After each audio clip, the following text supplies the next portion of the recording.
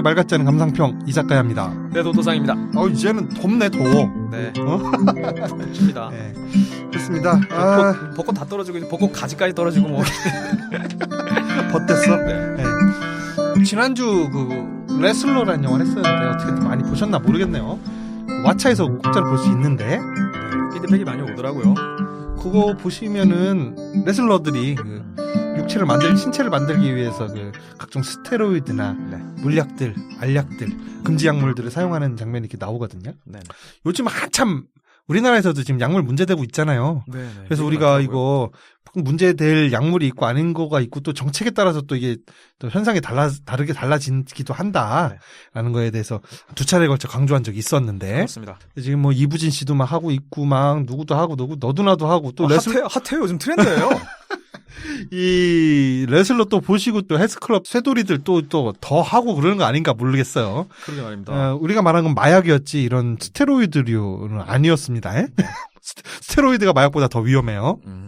그래서 요즘 이런 약물 남용 그리고 또 우리가 그런 혐의를 받고 있어요. 약물 남용에 대해서 너희들이 부추기고 있다라는 혐의를 받고 있어서 그것은 아니다라는 의미에서 제가 뭐 한 가지 소개시켜 드리려고 준비해 온 게 있습니다. 먼저 그 곤도 마코토라는 알죠. 의사가 있어요. 아세요? 아니요. 전 헷갈렸어요. 다른 분이랑. 의사가 있습니다. 지금 70대 정도 된 일본 사람이에요. 이름에서 아실 수 있다시피. 이분이 일본 그 의학계에서는 비주류거든요. 네. 이분이 무슨 주장을 했냐를 말씀드리기 앞서 무슨 책을 썼는지에 대해서 알려드리겠습니다. 네. 일단 의사에게 살해당하지 않는 47가지 방법. 정체성 나오네요. 어떤 의사인지. 네. 그다음에 약에게 살해당하지 않는 47가지 방법. 이라는 책도 썼고요. 그다음에 최근에 암에 걸리지 않고 장수하는 30가지 습관이라는 책도 썼습니다. 그러니까 이분은 평상시 주의가 뭐냐면 암은 두 가지 종류가 있다고 해요. 그게 의학적으로 분류되는 암이 아니고 하나는 진짜 암이 있고 또 하나는 유사암이 있다고 합니다. 그게 어떻게 써 있는 건 아니에요. 유사암은 그냥 내비둬도 사람을 죽이지 않는데요. 그 암이 그냥 좀씩 커지기만 하고 그럴 뿐이지. 그리고 어떤 경우에는 실제 없어지기도 하고. 진짜 암은 현대의술로 고칠 수가 없대. 치료가 안 된대요. 진짜 암은.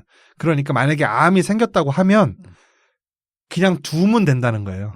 그걸 치료를 하려고 시도해봤자 치료가 안 되고 그 치료 행위에 의해서 사람이 죽는다는 거죠. 수술이라든지 여러 가지 항암 치료 같은 게 사람을 오히려 더 죽인다는 겁니다. 그래서 치료하면 어차피 사람이 죽는다. 그러니까 치료하지 말고 놔두면 죽는 암이거나 안 죽는 암이거나 둘 중에 하나일 수 있으니까 그냥 두는 게 오히려 생명을 더 지키는 길이다를 꾸준히 일본 의학계에서 주장을 해왔어요. 당연히 주류 의학계에서는 이 사람을 배척하겠죠. 돈이 안 되죠. 당연하죠. 병원도 산업인데. 그래서 이 사람은 교수 자리도 못 받고 계속 배척되고 막 그랬어요.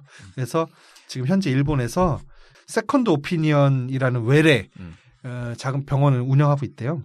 그게 이제 세컨드 오피니언이 주치의가 아닌 다른 의사가 하는 진단을 세컨드 오피니언이라고 한대요. 그래서 그걸 하면서 이런 수많은 암 판정 환자들을 만나오면서 치료 포기를 권고하고 증상이 있을 때 그거를 완화시키는 뭐 예를 들어서 호흡곤란이 왔다 그러면 곤란을 완화시키는 요 정도 최소한의 치료만 받는 것을 이렇게 권하고 있거든요. 호스피스 병원 운영하시는 분 아니에요 혹시? 그것도 아니에요. 호스피스도 아니고. 그래서 이분이 그 암에 걸리지 않고 장수하는 30가지 비책에 대해서 내놓은 게 있습니다. 그래서 그거를 간단하게 한번 설명을 해드릴게요. 도토상님 저기 병원 자주 가시죠? 네, 일반인보다는 자주 가려고 하는 편 같은데. 그리고 조금 증상이 있으면 그거 방치하지 않잖아요. 그런 면이죠. 그런 면이 있고 또 저기 약도 많이 먹고. 많이 먹죠. 네. 이분이 그 최고로 꼽는 습관 첫 번째 습관이 의사를 멀리하라예요. 의사를 찾아가기 때문에 암이 발견되고 필요 없는 치료로 일찍 죽게 된다. 암이 발견되는 건 맞죠. 의사를 그걸 발견하라고 하는데. 왜냐하면 이 사람의 주장에 따르면 암은 치료할 수도 없고 치료를 시도하면 더 일찍 내가 죽는 거기 때문에 그게 만약에 진짜 암이라면 그리고 유사암은 사람을 죽이지 않기 때문에 사람을 죽이는 거는 진짜 암과 치료 그 두 가지라는 거예요. 그렇기 때문에 어차피 진짜 암에 걸렸으면 내가 치료를 하든 치료하지 않든 그건 못 고치는 거기 때문에 죽을 거고 그게 만약에 유사암이었으면 어차피 안 죽을 건데 항암 치료나 그 외과 수술을 하다가 내가 죽을 거란 말이에요. 그래서 차라리 그냥 두는 게 살 확률을 높이는 길이다라고 얘기합니다. 네. 암을 외과 수술을 완전히 제거하더라도 그것이 만약에 진짜 암이라고 하면 그 암이 그 진단으로서 발견되는 크기 한 1cm 정도의 크기로 자라기까지 5년에서 20년이 걸린대요. 네.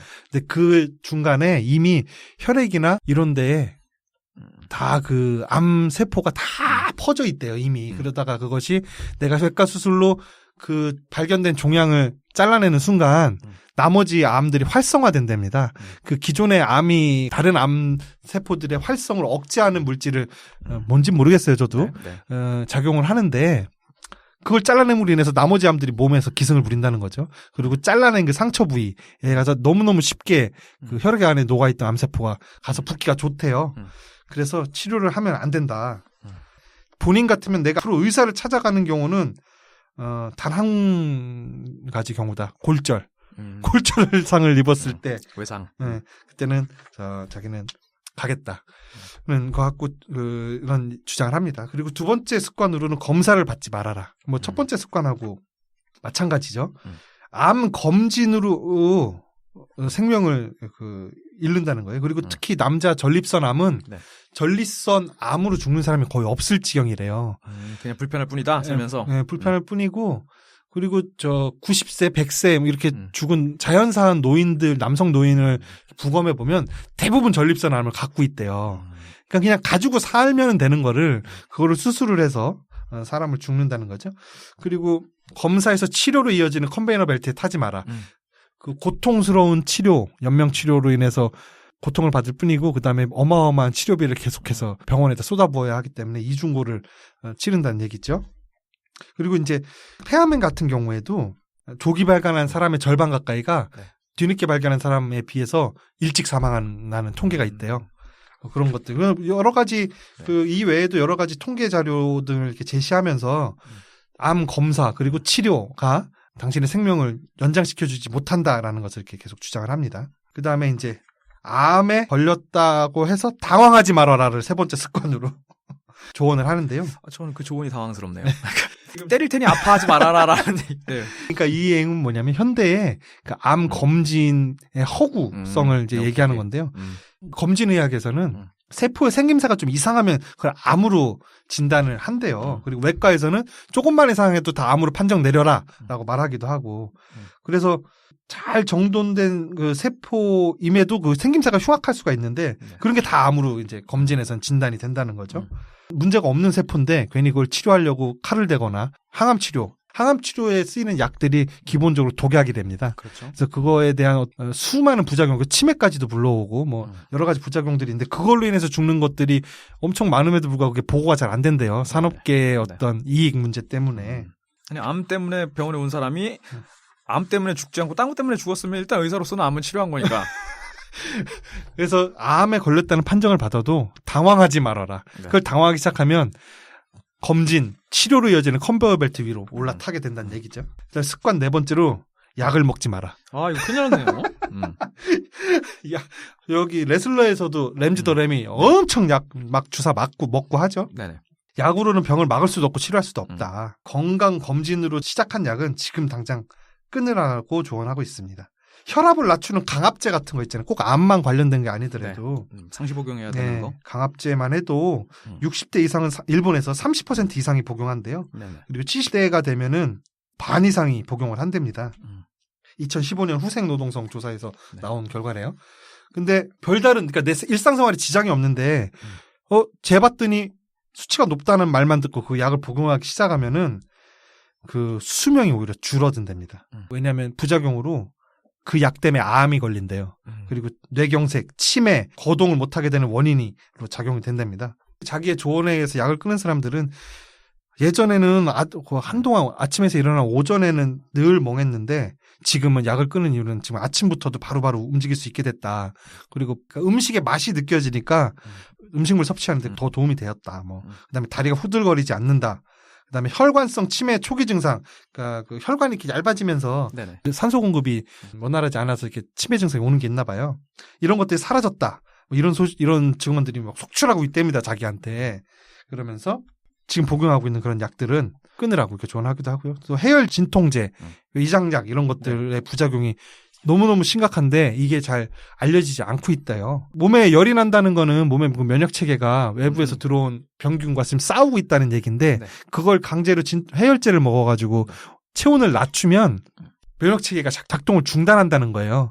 그래서 한 이틀 앓고 나면 나을 감기가 해열제를 먹음으로 해서 일주일이 지나도 떨어지지 않는 현상이 발생한다. 제가 감기 잘 안 걸린다고 그랬잖아요. 네네. 제가 약을 안 먹거든요, 거의. 네. 아무리 아파도. 네. 아프지도 않지만. 네. 그래서 감기 걸려도 한 하루면 낫기도 하고 뭐 그런데 약을 많이 먹는 도토상님 감기 걸리면 한 며칠 가나요? 한 일주일 가죠? 저는 기본적으로 감기는 저도 잘 안 걸리는 그래요? 편이라고 얘기하시는 분한테 감기를 옮았어요. 지금 감기 잘 안 걸리신다고 하는데 그분이 감기를 주시고 자기는 이제 출구절 약 써서 나가더라고요. 아무튼 근데 저도 잘 안 걸리는 편이었는데 뭐 그때는 뭐 젊었으니까. 네. 해열제 같은 거는 위장에 이제 부담을 너무 많이 주고 해서 그 위통과 위궤양, 혈변, 장폐색 같은 부작용을 중대하게 일으킨다고 합니다. 2016년도부터는 일본에서도 이런 부작용에 대해서 설명서에 추가하라고 해서 추가가 되고 있는데 그전에는 이런 설명 좀 추가가 안 돼 있다는 거죠. 참고로 이 사람이 유일하게 그나마 좀 먹을 수 있는 약이다 하는 거는 타이레놀 정도 추천하더라고요. 네. 타이레놀. 좀 그런 식으로 해서 약을 먹기 시작하면 오히려 나을 정도 잘 안 낫는다. 조언이 있고요. 그다음 그 외에도 뭐 살을 빼지 않는다. 네. 살을 빼면은 그 저항력이 약화돼서 몸에 그 암이 기승한다고 하네요. 그래서 계란도 하루에 뭐 4-5개씩 먹고 네, 네. 어디서는 뭐 콜레스테롤 때문에 3-4개나 뭐 2개로 뭐 제한해야 된다 이런 얘기도 있잖아요. 네. 근데 이분은 근거가 약하다 이거예요. 뭐 콜레스테롤이 증가한다거나 자기가 수많은 논문을 찾아봤지만 그런 확실한 근거가 없다라는 얘기가 있고 그 매일 달걀과 쿠키를 먹어서 117세까지 산 할머니의 사례를 얘기하고 있습니다. 저희 이게 듣자 하니까 저희 외할아버지가 100세 넘게까지 살다 가셨는데 항상 하시는 얘기가 내가 담배를 70년을 폈어. 근데 100살 넘게까지 살아가셨는데 담배를 안 피셨으면 200살까지 그러니까. 사셨을 분이거든요. 이분이 분명히. 이 담배는 보약이요, 아이고. 예, 그렇습니다. 근데 이분도 담배만큼 추천하지 않아요. 이분은 술도 추천을 하거든요. 네네. 그래서 그 논문을 찾아보니까 하루에 네. 청주 1홉? 소주로 치면 한 잔 정도 되나 봐요. 네네. 와인으로 쳐도 한 잔, 2잔인가? 그 정도를 먹었을 때 심혈관계 그 건강이 가장 좋은 것으로 나타났다는 실험 결과에 대해서 네. 언급을 하고 있어요. 담배만큼은 절대 권할 수 없다고 조언을 하고요. 담배는 바람 위험을 높인다. 이건 말 안 해도 우리가 모두가 다 알고 있잖아요. 그렇죠. 그리고 과음도 암을 부른대요. 네네. 그래서 그 일본 국립암연구센터가 90년대부터 2001년에 거쳐서 한 10년 동안 그 중년 남녀 7만 명을 대상으로 음주와 암 발병률을 추적 조사했었는데 그 아까 말한 대로 그 남성의 경우 하루 평균 청주 2홉 네. 미만이라면 암 발병률이 높아지지가 않으니까 영향을 못 끼친다는 거죠. 네. 그 만약에 하루에 2, 3홉이면은 1.4배, 3홉이 넘으면 1.6배로 높아졌다고 해요. 청주 1홉이 맥주 큰 500 한 병. 500 한 병이 이거기에 해당되는 양이에요. 알코올 양이. 네. 그다음에 와인은 2잔, 위스키는 더블샷. 그 정도 양이라고 하네요. 매일매일 그 정도 먹어도 된다 이거죠. 저는 건강 아주 잘 지키고 있다는 생각이 드네요. 네네. 그거를 한 번에 뭐라도 일주일치 먹으면 안 된다는 거 아니에요? 아니에요. 여기 평균으로 그만큼이라니까 일주일 나눠봐.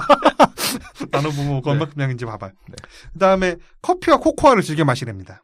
커피에 대해서 하루에 3-4잔 마시는 사람은 거의 마시지 않는 사람보다 사망 위험률이 24%가 낮대요.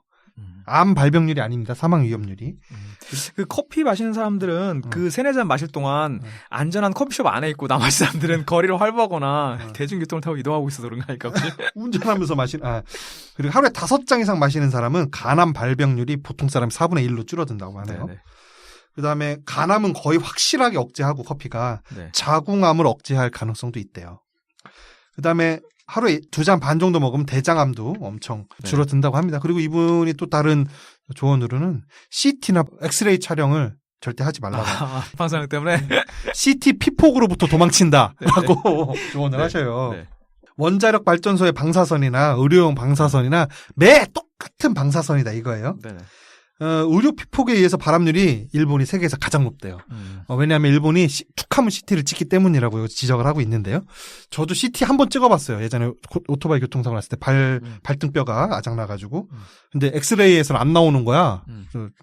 저 아작난 뼈가. 네. 그래서 CT 찍었던 적이 있었는데 그런 거 하지 말라 이거죠. 그때 나도 발이 아프긴 했는데 네. 못 움직일 정도로 아픈 건 아니었거든요. 네네. 근데 의사가 이거 붓기로 봐선 분명히 이거 네. 뼈가 골절이 있다. 근데 엑스레이로 안 나온다. CT 한번 찍어보자. 해서 찍었더니 이거 보라고 이거 봐. 여기 모래처럼 모래 알갱이처럼 이거 보이지? 요게 뼈가 이렇게 살짝 부스러진 거야.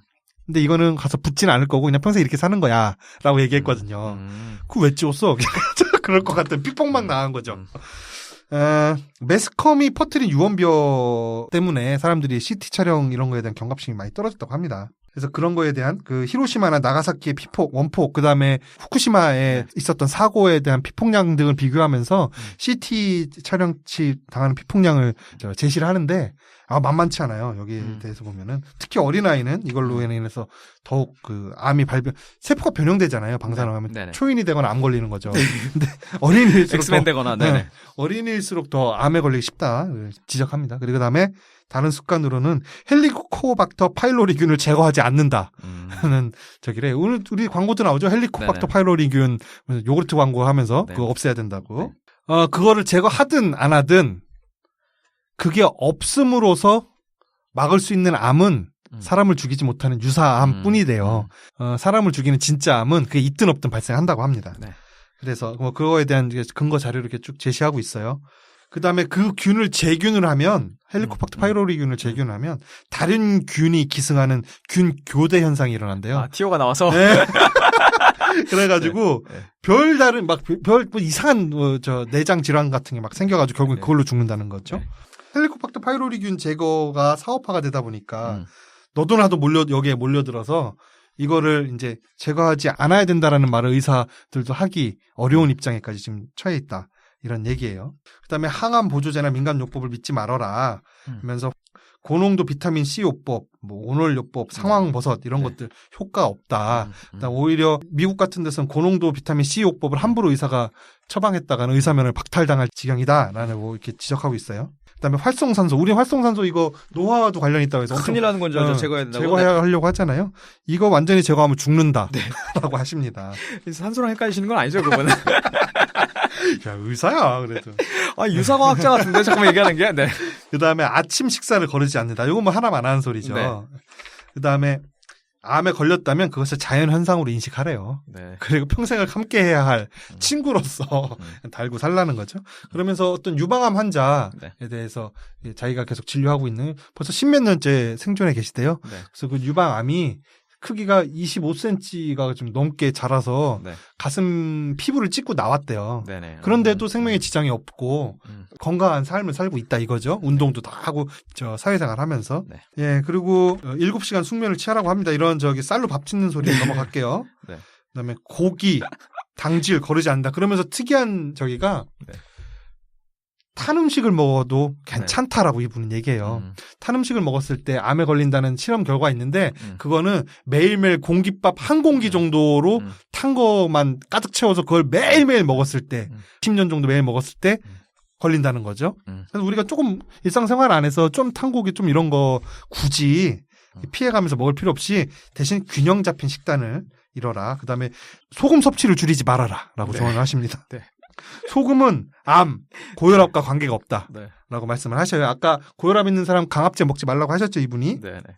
논문 93건을 분석한 결과 위암은 소금과 무관하다고 얘기합니다. 그리고 암 사망률이 일본에서 가장 낮은 나가노현의 주민들은 엄청 짠 여기가 그 된장, 소금, 간장 이런 그 짠 음식의 소비량이 가장 많은 동네래요.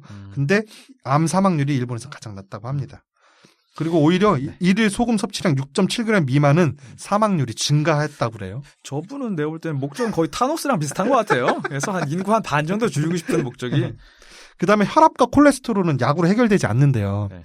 병원 가면은 피가 그냥 끈적끈적하다고 콜레스테롤 많다고. 저도 요번에 그 얘기 듣고선 검사 20만 원 내고 추가 검사 했었거든요. 네. 그랬었는데 오히려 이건 자연스러운 현상이라고 그래요. 네. 그리고 콜레스테롤이 높아지는 거는 아침에 일어났을 때 컨디션에 따라서 높아지기도 하고 낮아지기도 하고 막 그렇기 때문에 검사에서 정확히 측정되는 것도 아니라고 합니다. 일본에서 70대 이상의 고혈압 환자들을 2개 부류로 나눴대요. 그래서 혈압을 낮춰주는 약을 먹은 그룹과 약은 아닌데 플라시보 효과를 주는 위약을 주는 그룹 2개를 나눠서 연구를 했더니 실제 약을 복용한 그룹이 암에 걸리거나 뇌경색에 일으키는 경우가 더 많았다고 합니다. 네. 암병동에서 모셔온 거 아니에요? 그리고 핀란드에서는 그 혈압 강화제를 복용하지 않는 75세에서 85세 노인 521명을 5년간 추적 조사해 보니까 최고 혈압이 180 이상인 사람이 가장 오래 살았대요. 그러니까 늙으면 저도 최고 혈압 재보니까 이번에 175인가 나왔어요. 딱 정상 범위 맨 위에 걸쳐 있는 거예요. 네네. 근데 늙으면 당연히 혈관이 얇아지기 때문에 혈압이 강해야지 몸 구석구석까지 산소와 피가 공급이 된다는 거예요. 그래서 이건 자연스러운 일이니까 혈압 강화제를 먹지 말아라. 네네. 그걸 먹으면 오히려 너 죽는다. 그리고 네. 콜레스테롤은 암의 방파제다라고 주장을 하십니다. 그다음에 건강하다면 혈당치에는 신경 쓰지 말아라 라는 말씀도 하시고요. 그리고 검사 수치에 주눅들지 말아라. 그러니까 의연하게 얘기해 사르란 얘기예요. 병원 너무 자주 가지 말고 검사에서 무슨 병 있다 이런 말에 쫄지 말고 그다음에 그 쫄 자신 없으면 아예 검사를 받지 말아라 라는 말씀을 하시는 거예요. 결국 저 종합하면 마지막으로는 인생은 즐겨라라는 조언을 하시면서 의사로부터 도망쳐라 라는 조언으로 이 책을 마치고 계십니다. 그래서 지금 저 소개해드린 내용은 암에 걸리지 않고 장수하는 30가지 습관, 곤도 마코토라는 일본의 의사가 지은 책이고요. 글쎄요, 이걸 있는 그대로 받아들여야 될지 모르겠는데 한번 또 새로운 시각, 우리가 너무 한 가지 시각에 경도돼 있을 필요는 없잖아요. 또 현대 의학 산업이 또 많은 부작용을 갖고 있는 것도 사실이고 이거 한번 보시고 균형 잡힌 시각을 또 갖는 건 어떨까? 뭐 그런 생각에서 한번 가져와 봤습니다. 어떻습니까? 시간이 너무 오버됐네. 네. 뭐 시간 때문에 크게 할 얘기는 없네요. 네. 또 유사의학 같은 부분도 좀 있고 아닌 부분도 있는데 네. 시간이 허락되지 않는 터라. 네. 알겠습니다. 여러분들 연애를 할 때도 저 의사랑은 멀리 하시고 저희 같은 경우 백수 찌끄레기들이랑 한번 좀 만나주시면 어떨까 그런 생각을 합니다. 거기는 뭐 동의합니다. 지금까지 이 작가였습니다. 네, 노도상이었습니다.